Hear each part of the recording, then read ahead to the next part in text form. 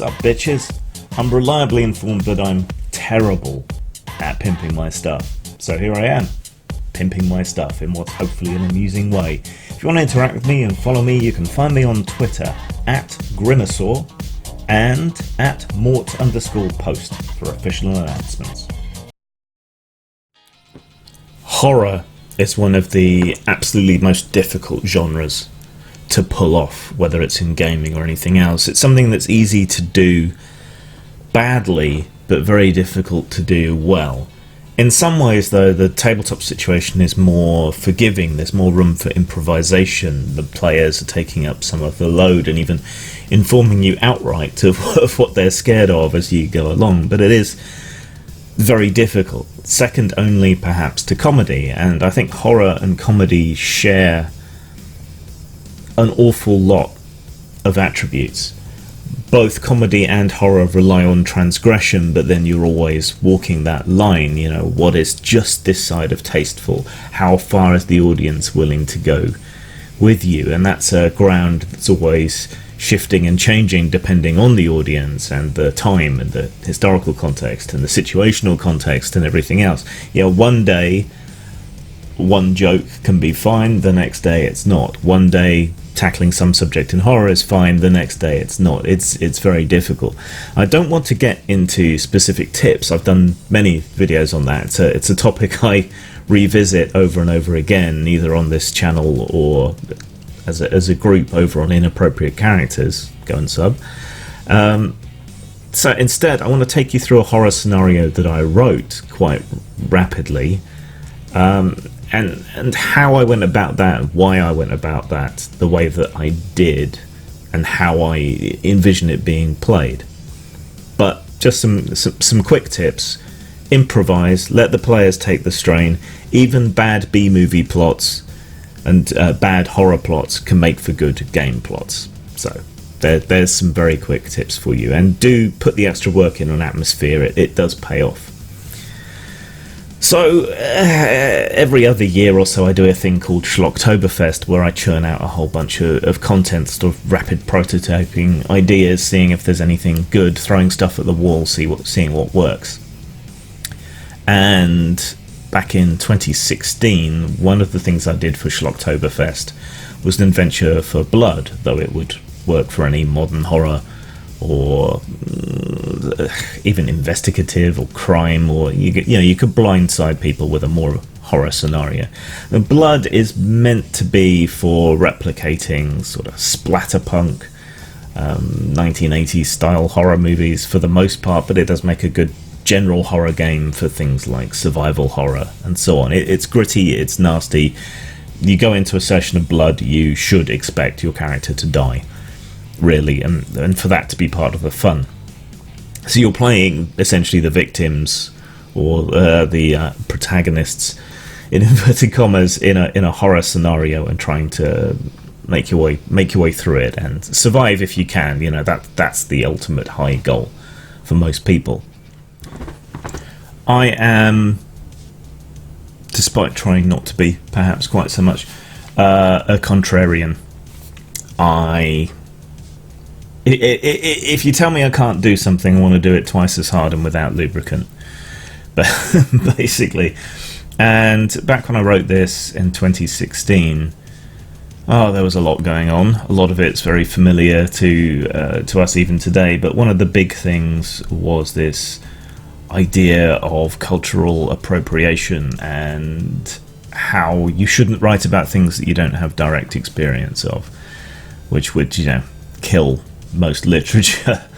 But so, in part as a reaction to that, and because I got the sense that doing so would be transgressive, which is important for horror, I decided to write something centered around black culture, if such a thing can be said to exist. Africa is a big continent after all, but immigrants, minority communities, and I wanted to make it rather British. Some of the Windrush scandal, I think, was kicking off around then, and of course there was the background of Brexit and all the xenophobia and everything that was unleashing.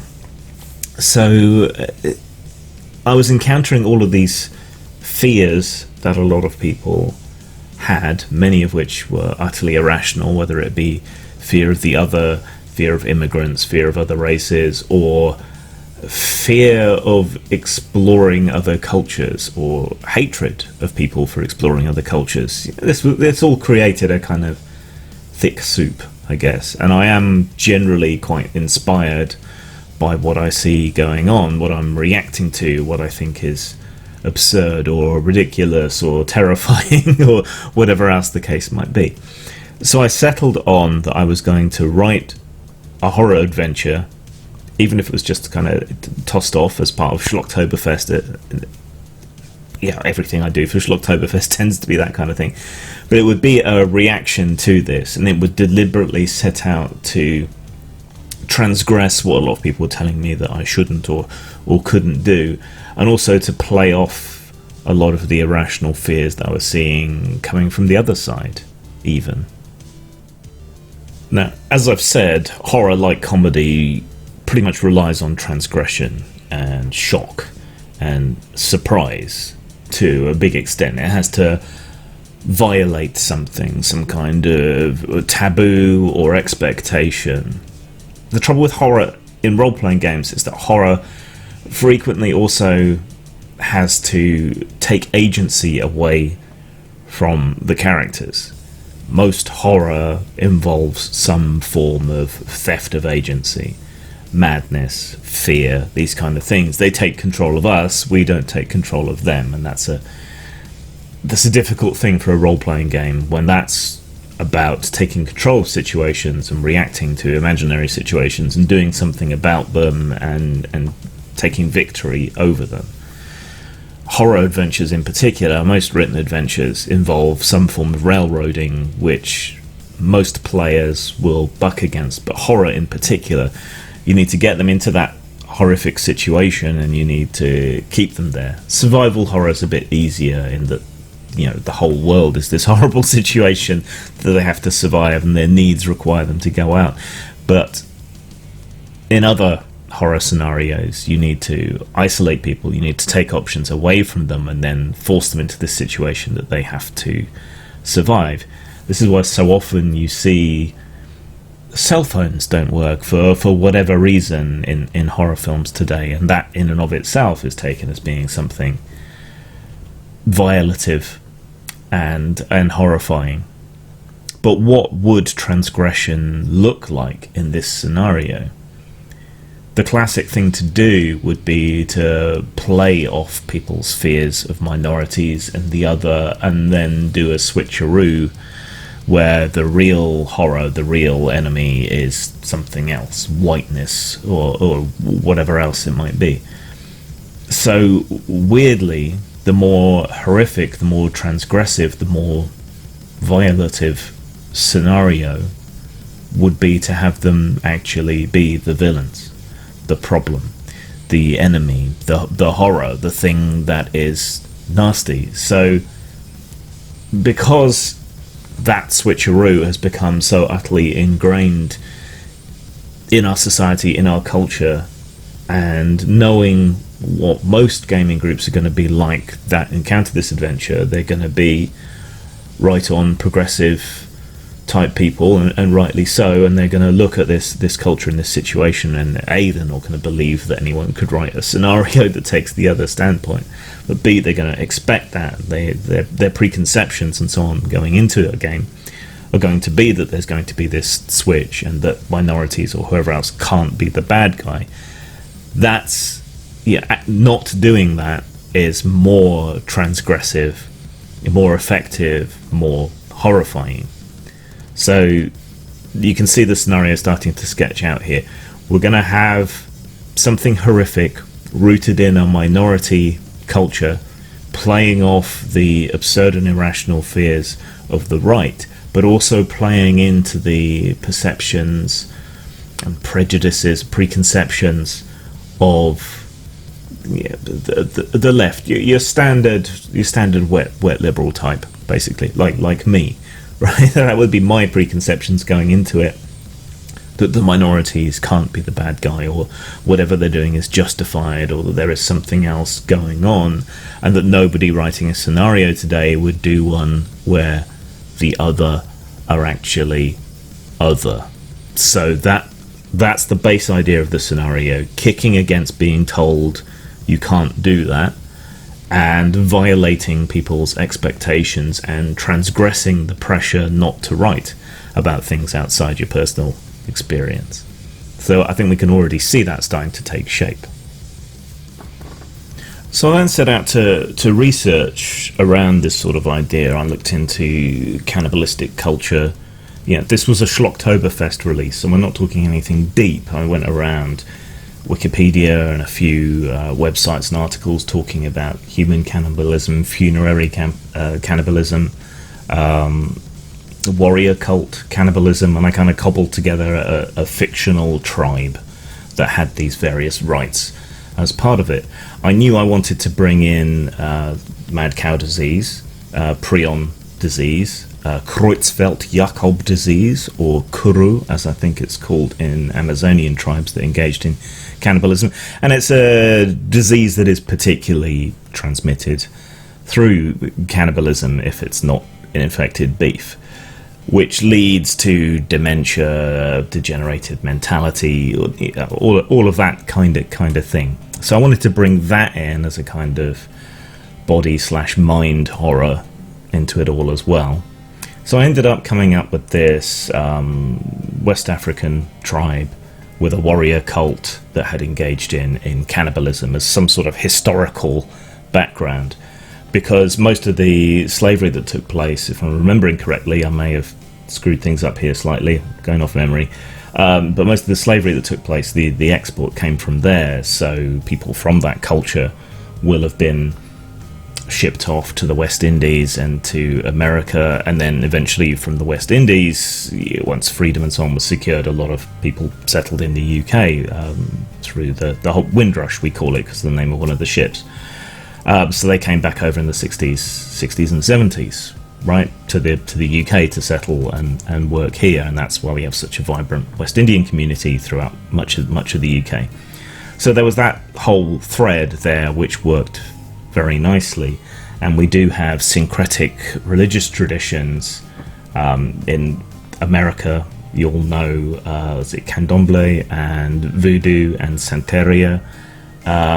These are all syncretic traditions where African spirituality and Christianity is intermingled. So clearly there are ways in which cultural practices and so on could continue, perhaps cannibalism through the whole idea of the communion or whatever as being cover for that sort of thing. But I basically had my thread by which this fictional African tribe that engages in funerary and cultish acts of cannibalism could spread from there to the rest of the world, back to the UK and settle there. And the 60s and 70s was a good kind of period to have that cult return to the UK. There was a lot of rebuilding going on in the post-war period, and these great big high-rise blocks of flats, which are kind of like vertical cul-de-sacs, if you will, concrete brutalist architecture, which is something else I wanted to bring in. They were designed to be communities, but they failed at being communities because people hadn't really thought it through, and because they were so primarily settled by poor people who are more likely to engage in criminality, vandalism, and so on. They all rapidly went downhill, and the ones that remain are a problem. And a year later, we had the Grenfell tragedy, and all the rest of it. A lot of them are being torn down again, but then resettling people is a problem. So that came in.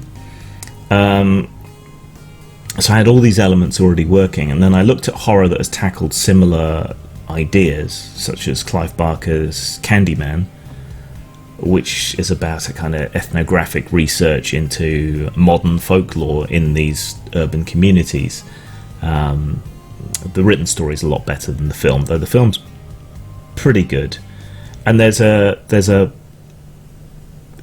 subtext running through that of a woman, a Becky, if you like. That doesn't come from the incel community, by the way. That mostly seems to come from African American culture and black Twitter, calling basically clueless white feminists Becky. But that story basically comes from a Becky with a savior complex going into these minority communities as if she was studying a bush tribe somewhere. So that was an element that I wanted to bring into it as well. I wanted to play up because I knew that Becky-ish reaction would be something that a lot of players would take on. Now, if we look at cannibalism in horror fiction, I mean, you've got zombies and so on, but that's too obvious, I think. If we look at Cannibal Holocaust or Green Inferno, that's much more the kind of thing that I was going for. And if you look at Green Inferno, that has that same Becky plot subtext running through it. Running up against a culture that is genuinely different in a horrifying, nasty way, and past the point that moral relativism can allow you to really accept what's going on. Then we have this whole redneck cannibal thing underlying a lot of horror fiction, from Wrong Turn to you name it. There's a whole bunch of them. It's a whole subgenre all to its own. So how could I figure that in, this whole idea of inbred cannibal hillbillies? Well, how do you translate that to an urban setting? Well, as it turns out, inbreeding is a major problem in a lot of sinkhole council estates. It occurs to me that you may not understand what that means if you're not from the UK. So we have a diminishing amount of social housing, and a lot of that social housing is mixed in amongst private housing, because Thatcher brought in this rule that you could buy your council house, which has led to a huge shortage in council housing. Certain people tend to be disruptive, criminal, noisy, filthy, problem tenants, basically, and they're surrounded by now private tenants who want to have an area that's nicer and cleaner and all the rest of it. And so those people tend to get moved on and moved on and moved on until they end up in what's called a sinkhole estate, where pretty much everyone is like that. And these places are almost a law unto themselves. If there's a no-go area, it's one of these, but they're typically white working class for the most part.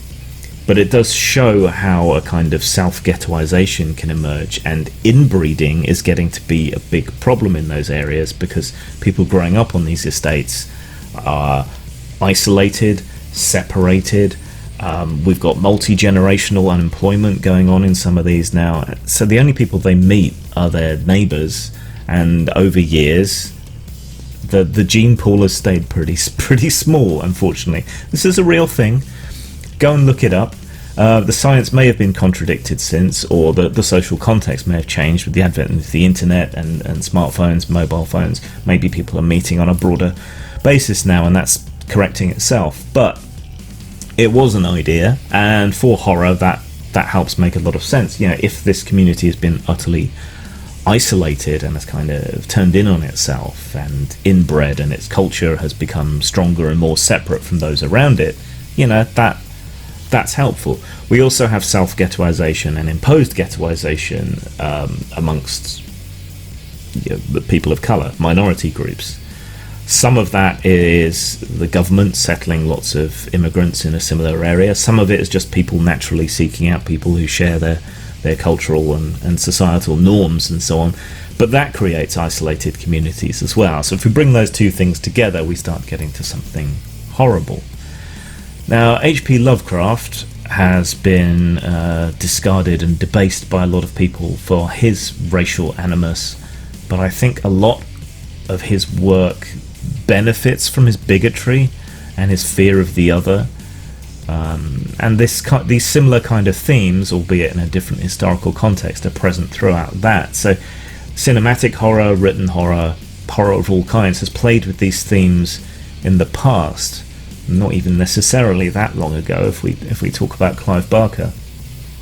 And there's an added level of horror because, to an extent, these kinds of communities, even though I've dialed it up to 11, they are victims.